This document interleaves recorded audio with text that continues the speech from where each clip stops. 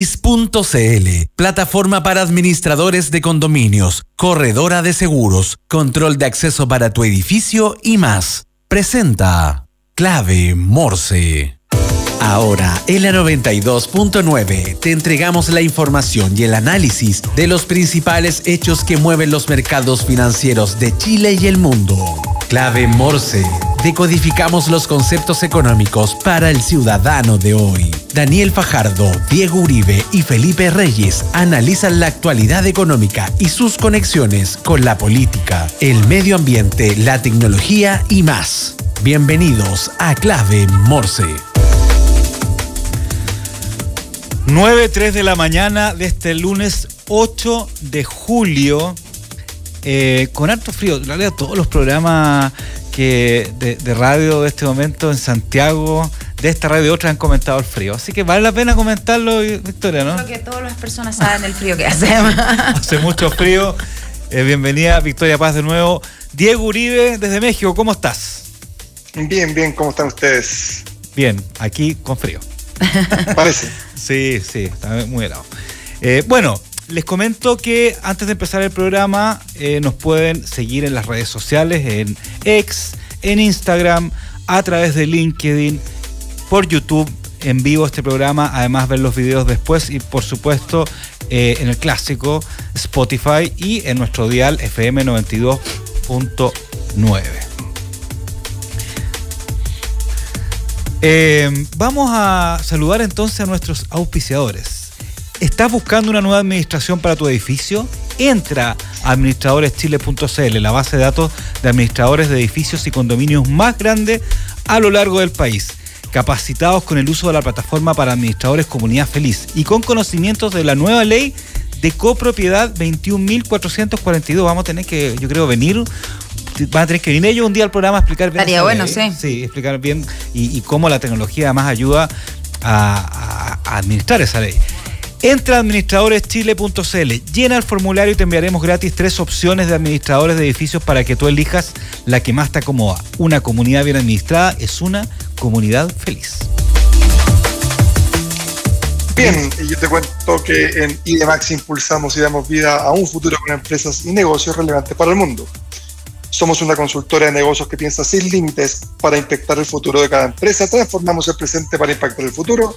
Negocios, proyectos e innovación. Visítanos en idmax.com. En Clave Morse te informamos cómo parten los mercados. Indicadores económicos del día. Vamos con los indicadores. Partimos con la unidad de fomento en 37.601,88 pesos. Precio del dólar bajó un poquito, así que ahí Victoria va a estar comentando. Sí. 934,58 pesos. Lo tuvimos casi toda la semana pasada sobre los 950. Precio del euro en 1.012,92 precios por euro. Asimismo, el dólar un poquito más arriba de lo que lo vimos la semana pasada. 4,66 dólares la libra. Petróleo Brent, 86.13 dólares el barril. Y petróleo WTI, 82.62 dólares el barril. Las noticias que debes saber. Titulares en Clave Morse. Índice, este está fresquito, Índice de precio al consumidor, el IPC de junio presentó una variación mensual de menos 0,1. En junio de 2024, el índice de precio al consumidor anotó una variación mensual de 0,1% negativo o menos 0,01%, acumulando 2,4% en el año y 4,2% a 12 meses respecto de la serie empalmada del índice. Entre las divisiones que presentaron descenso en sus precios destacaron vestuario y calzado con menos 0,1%, con 0,167 negativo puntos porcentuales. Y equipamiento y mantención del hogar también tuvo una bajada. Las restantes divisiones y que influyeron negativamente contribuyeron en conjunto al 0,250 puntos porcentuales. Las alzas, ¿dónde estuvieron? Alimentos y bebidas no alcohólicas con una incidencia de 0,287 en el PP. A ver, no sé si quieres comentar algo de esto, Victoria Paz. No, muy cortito. Además, directora del MBA de la Universidad Gabriela Mistral. Quizá lo comentamos en el segundo bloque, pero mi casa de estudio se te olvida.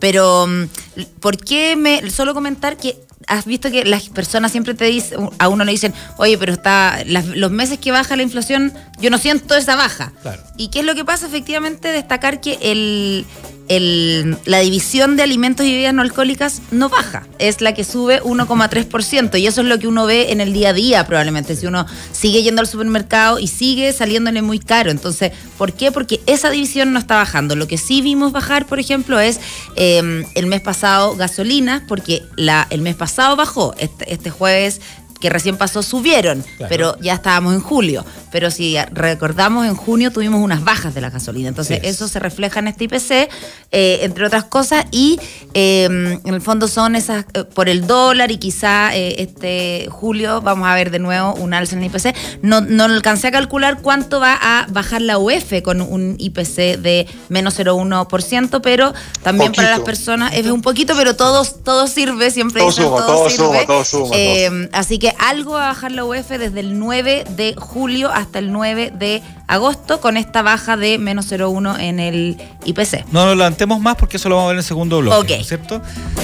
Recaudación por contribuciones sube 17% en primeros 4 meses del año. La recaudación por contribuciones en Chile aumentó un 17% en el periodo de enero a abril del 2024, alcanzando 730.216 millones de pesos. Este incremento se debe al reavalúo de bienes habitacionales iniciado en 2022 y a la inflación. Las regiones que más recaudaron fueron la Metropolitana, Valparaíso, Biobío, Los Lagos y la Araucanía. Las comunas que lideraron la recaudación incluyen Las Condes, Lo Barnechea, Santiago y Vitacura. Además, el sistema de alza gradual del impuesto territorial y el reajuste semestral por IPC también contribuyeron a este aumento. Diego, ¿un comentario? No sé. ¿Qué comentario? Los que pagamos contribuciones por bienes raíces sabemos perfectamente de dónde viene esa alza, porque lo vemos trimestralmente en la cuenta. O sea, no en la cuenta, pero uno se mete al servicio de impuesto interno, va a pagar sus contribuciones y ahí aprieta el estómago porque duele, ¿eh? Que se notó el cambio. Sí. Y ahí está, 17% más de contribución, súper bien. Sí. Yo tengo otra opinión sobre este tema, pero este es un tema largo. Si queremos hablar de contribución. Vamos a buscar un invitado que nos hable de este tema y conversarlo en conjunto, ¿te parece? Aprovechándonos de este aumento, digamos, vamos a tratar de ver si en la semana podemos traer a alguien o la próxima también. Oye, vamos con nuestro invitado de hoy. Les quiero presentar que está aquí en el estudio de Radio La Clave a don Mauricio Vargas, ingeniero comercial y consultor senior enfocado en asesorías de ley fintech en Ex Consulting. Mauricio, ¿cómo estás? Hola Daniel, ¿todo bien por acá? Muchas gracias por la invitación. No, gracias a ti por acompañarnos. A ver, cuéntanos un poco primero qué hacen en Ex Consulting. Bueno, básicamente Daniel, Ex Consulting nace, digamos, viendo, digamos, esta oportunidad, ¿no es cierto?, de todas las fintech que están hoy día operando en nuestro país, ¿no es cierto? Y como ya la ley se puso en marcha el 3 de febrero pasado, hay, la verdad, que bastante trabajo que hacer, ¿no es cierto? Hay un nicho importante de fintech que en definitiva no van a poder, digamos, cumplir con todos estos requerimientos. Entonces ahí nace Ex Consulting de una manera de acercarnos a todas esas fintech que en definitiva son más chiquitas, digamos, y eventualmente no van a poder ir quizás con un estudio jurídico, que eventualmente son las otras entidades que están apoyando a cumplir con todo el tema normativo. Mauricio, para empezar a entrar en la conversación, bueno, tú lo dijiste, ¿no es cierto? El 3 de febrero entró en vigencia la ley fintech, conocida como, bueno, hay partes que le dicen fintech con CH y otras con la C. La CMF ocupa sin la H. Así fintech, es. ¿no es cierto? Fue aprobada el 12 de octubre del 2022 y entró en vigencia este verano, ¿no es cierto? Así es. Ahí establece un marco general para incentivar la prestación de servicios financieros a través de medios tecnológicos. Y conversábamos en el cafecito antes de entrar al programa cómo algunas fintech, como Fintual, por ejemplo, tuvieron que dar la pelea hace años atrás, al principio, de darse a conocer como una empresa tecnológica nueva, como una startup, empezar esta pelea junto a otras fintech, y finalmente se logró esto. Se creó una asociación de fintech también. Ya, pero la primera pregunta, a ver, para la gente que todavía no entiende bien, ¿qué es lo que es la ley fintech en términos generales y cuál es su objetivo? Perfecto. Bueno, la ley fintech, la verdad que se vino a montar, digamos, en una industria que ya estaba muy consolidada, ¿no es cierto?, en el país. Por lo tanto, yo creo que era crítico, digamos, por regular, porque hoy día, por ejemplo, no tenemos visibilidad de cuánto es el aporte a la fintech. Hoy día hay entidades que son de extranjeras que en definitiva nos entregan un mapeo, digamos, de cuántas fintech operan en el país, que son alrededor de 300, ¿sí? Entonces hoy día con la normativa lo que trae va a ser claridad, ¿no es cierto?, y reglas claras para toda la industria. En este sentido, siento que los más beneficiados vamos a ser los usuarios, ¿no es cierto?, porque vamos a poder estar invirtiendo tranquilo, teniendo operaciones de crédito, de factoring, confiar en las pasarelas de pago, ¿no es cierto?, estas tarjetas de prepago. Entonces, en ese sentido, creo que viene a democratizar, digamos, y a poner las reglas de lo que se espera de aquí hacia adelante, digamos. Y, perdón, solo porque a mí me preguntan harto también, ¿cómo se define una fintech? O sea, en el fondo, ¿es solo que tú uses alguna tecnología o una tecnología en la transacción o en la relación con el usuario? En el fondo, ¿dónde está el límite de si eres fintech o no eres? Perfecto. Buena pregunta. Bueno, fintech es de financiero tecnológico, ¿no es cierto? Claro. Finalmente, juntando estas dos puntas, tú ya eventualmente pasas a ser una fintech. Sin embargo, por ejemplo, hoy día la industria del factoring, por dar un ejemplo súper particular, hay muchos factoring que no quieren ser fintech. Sin embargo, uno de los servicios, de la forma como están operando, en definitiva, como que ellos están apalancando sus operaciones con fondos de inversión, eso cae dentro de la normativa. Por lo tanto, si bien ellos no quieren ser, la ley dice que sí se tienen que regular porque uno de sus servicios cae dentro del marco regulatorio. No sé si te respondo un poco la pregunta. Sí, sí. Diego. Mauricio. Diego. Sí, aquí estoy. En este programa que se llama Clave Morse, tratamos de decodificar, hacerlo simple, y muchas de las cosas que tratamos de explicarle a nuestros auditores tienen que ver con cómo se benefician ellos, porque uno escucha, lee en la prensa. Sí, hay una industria tradicional, los bancos, y han aparecido una serie de startups que están, ¿cierto?, ofreciendo distintos servicios financieros, como que se desagregó el Lego, cada uno tiene una pieza del Lego, y dice, bueno, así es. ¿Cómo la ley fintech beneficia finalmente al consumidor? ¿O qué le va a dar al consumidor y al ciudadano? ¿Qué nuevas posibilidades? ¿Cómo lo está beneficiando esta ley fintech al ciudadano? Bueno, básicamente, por ejemplo, hoy día, al no estar regulado, por ejemplo, si tú tienes algún problema con alguna de estas fintech, no hay ninguna entidad eventualmente que tú puedas hacer tus descargos, ¿no es cierto?, y tus reclamos. Básicamente, si tuviste una inversión en alguna de estas plataformas y la perdiste por X motivo, hoy día básicamente no hay nadie que te ampare, digamos, como consumidor final. Uno de los aspectos es protección, el resguardo, una contraparte. Así es.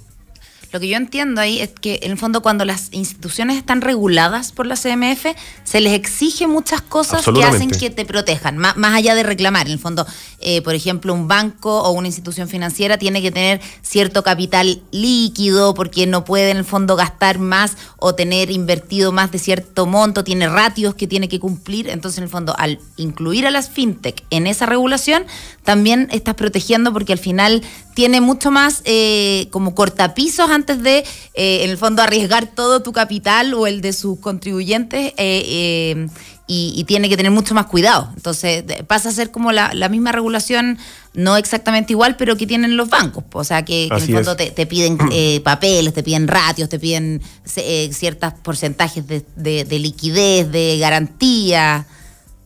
Así es, en ese sentido, Victoria, una de las cosas que es súper importante y me da la impresión que todavía las fintech no la han visto algunas, digamos, es que en definitiva hoy día las fintech son entidades que no están reguladas y de aquí al 3 de febrero, quedan 210 días, van a pasar a ser reguladas por la entidad más seria que hay en el país, digamos, que es la CMF, la que en definitiva es la que está regulando a la banca. Pero hay algunas que ya están reguladas. Absolutamente, claro, sí. Varias, por ejemplo, Fintual hablábamos, que sí, fue la primera que se incluyó, digamos. Ya. Hay varias, después quizás podemos conversar un poco, son varias las cosas que hay que cumplir, digamos, para estar regulado. Bueno, lo primero es la inscripción, primero definir después qué servicio y en base a eso ir con varios temas que son de mucho cuidado, digamos, por ejemplo, ciberseguridad, compliance, manuales, procedimientos que quizás la fintech más chiquitita, quizás los founders tienen su idea en la cabeza, pero eso hay que plasmarlo, digamos, en un papel y presentarlo al CMF para ver si ellos están de acuerdo o no con lo que estamos haciendo.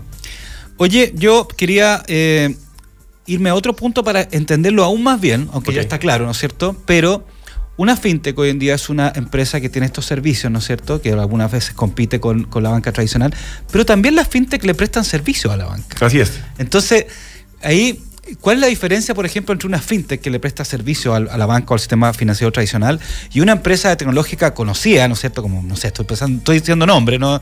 Un IBM, un Microsoft, un SAP, que también le presta servicio de fintech a otra empresa. ¿Cuál es la diferencia ahí entre una y la otra? Claro, desde mi punto de vista, yo creo que es como de la forma como nació, porque, ¿no es cierto?, muchas de estas fintech partieron hace un par de años, ¿cierto?, como una idea y de a poco la fueron materializando, vieron un espacio, digamos, que había en definitiva un servicio que no estaba entregado y ellos vieron la oportunidad, lo montaron y hoy día quizás podemos ya competir con los grandes, como bien estabas mencionando tú, Daniel.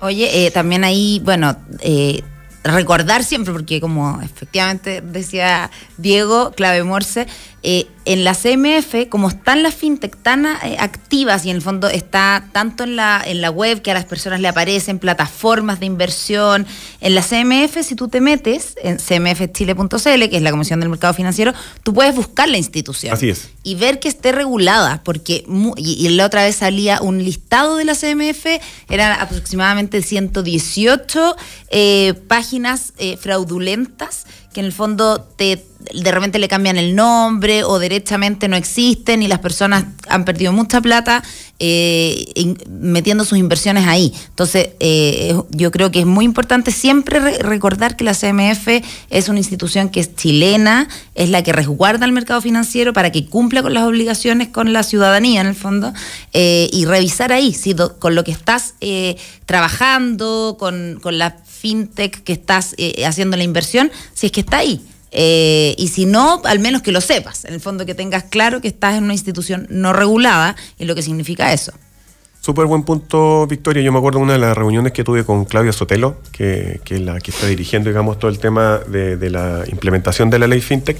Yo les pregunté si es que eventualmente estas páginas que ya estaban inscritas o reguladas van a poder tener un sello que uno puede en definitiva diferenciar, y me dice que no, que la CMF no pretende hacer eso, porque eventualmente se puede prestar para el mal uso, digamos, ¿no es cierto?, de páginas fraudulentas que no van a tener ningún problema en poner ese sello. Sin embargo, súper importante que lo que tú mencionaste, informarse, como bien dice Victoria, la página está el listado de las empresas que ya están inscritas, ¿no es cierto?, y eventualmente ya están autorizadas. Ese número importante que viste era básicamente de las personas que están autorizados como asesores de inversión, que podían ser personas naturales o jurídicas. Por eso ese listado también es bien amplio, que ellos partieron un poquito antes, si bien está ligado a la ley FinTech, partieron un poquito antes, porque son los únicos que en definitiva ya están regulados y normados y que pueden ser personas naturales, a diferencia de las personas jurídicas que es de aquí hacia adelante, digamos. Estamos conversando con Mauricio Vargas, ingeniero comercial y consultor senior enfocado en asesorías de ley FinTech en X Consulting. Mauricio, mucho también de lo que se ha hablado de ley FinTech tiene que ver con este sistema de las finanzas abiertas, es decir, la posibilidad de usar o de que distintas empresas usen tus datos bajo tu consentimiento. Vamos a hablar de consentimiento, ¿cierto? Así es. Para que tú puedas obtener mayor beneficio. Es decir, oye, yo puedo autorizar a que mi banco le entregue mi información a otra entidad, ¿cierto? Puede ser una plataforma de inversiones, seguro, etcétera, porque yo quiero obtener mayores beneficios y que ellos conocen mis datos bancarios. ¿Cómo va eso? ¿Cómo funciona eso? Oye, tremendo tema que nos trajiste. Bueno, el miércoles recién pasado, el 3 de julio, sí, la CMF emitió, digamos, la norma de carácter general 514, que va a regir el sistema de finanzas abiertas acá en Chile, en la cual dio 2 años plazos para que las instituciones se puedan regular, digamos. Así que nos trae una tremenda oportunidad a todas las fintech o que prestemos servicios para poder estar ahí, digamos. Siento que es la tremenda oportunidad. Te puedo mencionar, que bien lo dijiste, que acá el consentimiento es la clave. Hoy día nuestra información financiera, la verdad que creo que tenemos como usuarios muy poco peso en relación a eso. Hoy día somos bombardeados por correos, por llamados telefónicos, con muchas ofertas que uno dice, pero ¿por qué me están llamando si yo no tengo ninguna relación contigo? Bueno, en la era del Open Finance o sistema de finanzas abierto, se espera que eventualmente el término de condiciones tenga un peso relevante, digamos, ya sea para los usuarios o como para las empresas, para que en definitiva tú puedas decidir a qué institución le vas a entregar tu información y para qué se la estás entregando también. Y sería maravilloso también en algún momento tener este término de condiciones que tú también puedas rechazar, digamos, ese término de condiciones, para que si tú ya no quieres recibir de alguna institución, eventualmente puedas desligarte, digamos, de recibir ofertas. Sin embargo, lo que se viene, siento que es maravilloso. Yo creo que es un cambio, digamos, más importante en la banca nacional en los últimos 50 años, por dar una cifra importante, en el sentido de que en definitiva hoy día vamos a poder tener la banca se va a democratizar. Si hoy día, por ejemplo, tú eres cliente de un banco, ¿no es cierto? Ese banco sabe todo de ti, tus ingresos, tus egresos, tus consumos. En ese sentido, estamos recibiendo ofertas unilaterales. Al abrir la banca vamos a tener posibilidades de, en definitiva, tener mayor oferta y finalmente como consumidores vamos a poder ser beneficiados. Ahora una cuestión que me da la impresión que va a traer bastante roce, por decirlo de alguna manera, ¿no es cierto? Pensando que anteriormente no pasó mucho, digamos, la ley de portabilidad financiera, ¿no es cierto? Que la verdad, por decirlo de alguna manera, fue casi un rotundo fracaso, ¿no es cierto? Bueno, se me ocurre que fueron por varios factores, pero sin embargo, una de las cosas más importantes, si bien hoy día está disponible, ¿no es cierto?, que tú puedes migrar con tus productos financieros, lo que los bancos no traspasan es la data que hay hacia atrás, o sea, hace cuánto tiempo tú eres cliente, cómo es el comportamiento de pago. Entonces, la verdad que hoy día no es muy atractivo ir a otro banco porque quizás no va a tener mayor incentivo en consumir tus productos. Esperemos que con esta ley, digamos, con esta normativa, esta cuestión cambie, ¿no? Nosotros, y en definitiva también lo aprovechemos un poco para educar financieramente, que siento que es una cuestión que estamos al debe como sociedad. Si bien nuestros números acá en Chile tenemos un porcentaje no menor de bancarización, este número se amplía mucho por la cuenta RUT que tiene Banco Estado, ¿no es cierto? Entonces, a mí me encantaría, digamos, que esta cuestión sea un impulso para que la gente se informe. Nosotros también, como consultorio, como fintech, informemos a las personas cómo se construye un crédito, cómo un cuadro de amortización, por qué conviene ir a tomar tal producto y no otro.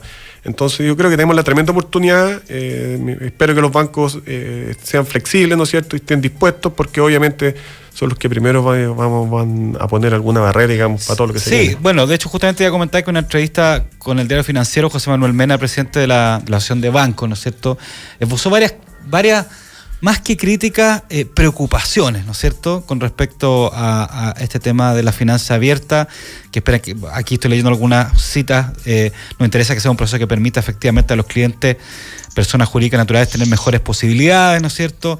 Además, dice después, conociendo lo sucedido en otros países, este proyecto tiene muchos riesgos y es complejo. ¿Cuáles son esos riesgos o esos temas complejos que la banca está alertando?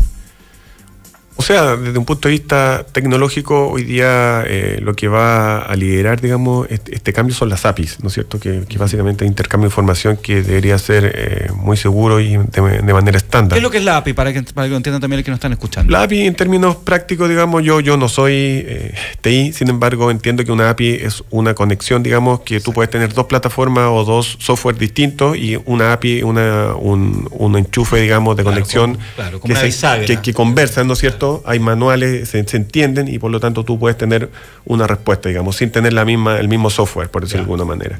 Ya. Y eso son las preocupaciones que tiene la banca, porque funcionan bien. Eventualmente, claro, porque en definitiva ellos van a tener que disponibilizar esta API y quizás el miedo que alguien se pueda enchufar y hacer mal uso de esta información puede ser uno de los riesgos. O sea, tiene mucho que ver, a mí cuando estuve en Banco Estado me tocó conversar mucho con la fintech y tratar de integrarlas al banco. Y en el fondo, más que lo que pasa, que no es que el banco diga, no quiero, sino que el área de riesgo, en el fondo, tiene muchos resguardos, porque tú dices, la API al final como que te abre un poco el sistema del banco, claro, y aparecen muchísimos riesgos de ciberseguridad. En el fondo, que yo creo que se han ido paliando y hay formas de lograr, hay que avanzar igual. O sea, tú no puedes en el fondo quedarte resguardado por temor sin lograr conectarte con estas fintech. Pero en el fondo me acuerdo que el gran tema que había era efectivamente lograr avanzar para que se disponibilizaran estas API, que estas otras, yo tampoco soy tecnológica, pero en el fondo como que te conecta, es como la red en que te conecta unas cosas con otras, unas tecnologías con otras, y eso evidentemente te puede generar alguna brecha, y como por supuesto los bancos siempre están expuestos en el fondo a fraude, a ataques cibernéticos, etcétera, son muy cuidadosos con ese tipo de conexiones y con esas aperturas. Entonces eso es lo que tiene que avanzar los bancos para poder conectarse, que al final yo creo que también van a terminar viendo que es bueno para ellos también. O sea, bancarizar más personas finalmente es bueno para todo el sistema financiero, no solamente para la fintech. ¿Diego? Estaba escuchando atentamente. Pero no, yo quería, de hecho, justo quería abordar como último tema, pues ya se nos va el tiempo, vuela siempre el tiempo en radio, ¿qué pasa? Bueno, ¿qué es lo que dice la ley en torno a los temas de ciberseguridad? Porque bien, como decía Victoria, ¿cierto? Mucha de una banca abierta que está interconectada por API, ¿cierto? Que básicamente es Application Program Interface, para los que quieren saber lo que significa. Abre brechas de seguridad, o básicamente está siendo donde hay un sistema cerrado y hay un sistema que está interconectado con agentes externos, y por lo tanto, por supuesto que sube riesgo. ¿Qué dice la ley acerca de temas de ciberseguridad? Mira, Diego, lo que te puedo contar en relación a la norma de carácter general 502, la verdad que si bien habla bastante de ciberseguridad, en cuanto a los alcances técnicos, yo siento que queda un poquito al debe. Sin embargo, en la nueva norma de carácter general, la 514, la que está definiendo el sistema de finanzas abiertas, que yo todavía no me la leo completa, la verdad, para ser honesto. Sin embargo, lo que he podido ver, que en definitiva sí trae algunos alcances un poco más técnicos que tenía a diferencia de la norma 502. Así que yo creo que por ahí, en definitiva, por ejemplo, estar certificado por la ISO 27001 podría ser un buen precedente, que significa que tú cumples con estándares internacionales en cuanto a la ciberseguridad. Quizás puede quedar un poco pasado, un poco al debe con lo que está pidiendo la normativa. Sin embargo, siento que todavía falta ahí aceitar algunas cosas. Y de hecho, la nueva norma de carácter general tiene 4 anexos, en los cuales 2 ya están emitidos y el 3 y el 4 quedaron pendientes. Entonces se me ocurre que por ahí van a ir algunas cosas que un poco más técnicas, Diego, desde mi punto de vista. Mauricio, la aprobación de la ley FinTech, como esto último de las finanzas abiertas que aprobó la CMF la semana pasada, ¿podría traer una mayor generación de startup y de FinTech o de otras startups que creen aplicaciones FinTech de una forma más acelerada? Yo creo que ese es el camino. Yo siento que la banca en ese sentido está al debe. Y claro, aparecen todas estas startups que fintech, digamos, con un vértigo y un hambre, digamos, por tratar de abarcar, digamos, el mercado. Siento que ese es el tremendo camino y el súper desafío que tenemos hoy día. Hay muchos venture capital, digamos, que están muy interesados en todas estas startups que están en el ecosistema fintech.